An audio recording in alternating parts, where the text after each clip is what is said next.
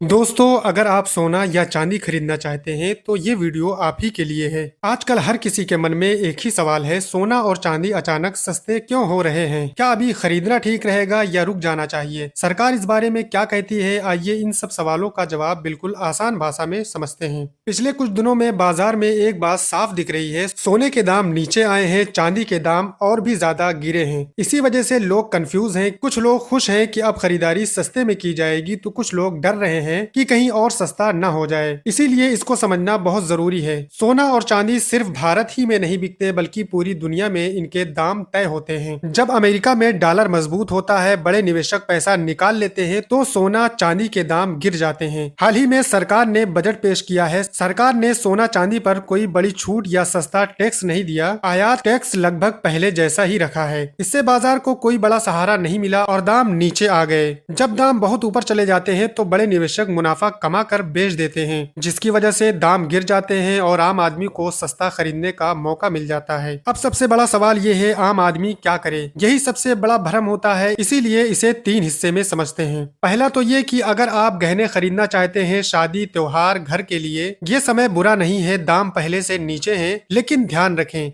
एक साथ सारा सोना न खरीदे, थोड़ा थोड़ा करके खरीदे। अपने शहर का ताजा रेट जरूर पूछें। अगर आपको अगले 6 से 12 महीने में गहनों की जरूरत है तो अभी से धीरे धीरे खरीदना समझदारी है। जैसा कि सब लोग जानते हैं, सोना हमेशा से मुश्किल समय का सहारा है, महंगाई से बचाव माना गया है। अगर आप 3 से 5 साल के लिए सोच रहे हैं तो गिरते दाम मौका हो सकते हैं, लेकिन याद रखें, जल्दी अमीर बनने की सोच से ना खरीदें, लंबी सोच रखें। चांदी थोड़ा ज्यादा ऊपर नीचे होता है, चांदी के दाम ज्यादा गिरते हैं। इसमें फायदा भी ज्यादा होता है, लेकिन जोखिम भी सबसे ज्यादा है। अगर आप समझ रखते हैं तो थोड़ा निवेश कर सकते हैं, अगर नहीं तो सिर्फ गहनों तक ही सीमित रहें। लेकिन सबसे बड़ा सवाल ये है, क्या दाम और भी गिर सकते हैं? इसका सीधा जवाब ये है, हाँ, थोड़ा और गिर सकते हैं या यहीं से संभल भी सकते हैं, क्योंकि ये निर्भर करता है डॉलर पर, विदेशों की हालत पर और आगे सरकार क्या फैसला लेती है इस चीज पर। इसीलिए समझदारी ये है कि जल्दबाजी ना करें, पूरे पैसे का एक साथ सोना ना खरीदें। और दोस्तों, सरकार का साफ संदेश है, बाजार को अपने हाल पर चलने दिया जाए, कोई जल्दबाजी वाला फैसला ना किया जाए। इसका मतलब ये है, सरकार दाम जबरदस्ती नहीं बढ़ाएगी और ना ही अचानक गिराएगी। लेकिन दोस्तों, कुछ सवाल जो हर आदमी के मन में है। पहला सवाल ये है, क्या सोना फिर महंगा होगा? तो इसका सही जवाब ये है, लंबे समय में हाँ, क्योंकि महंगाई बढ़ती है तो सोने की कीमत भी बढ़ती है।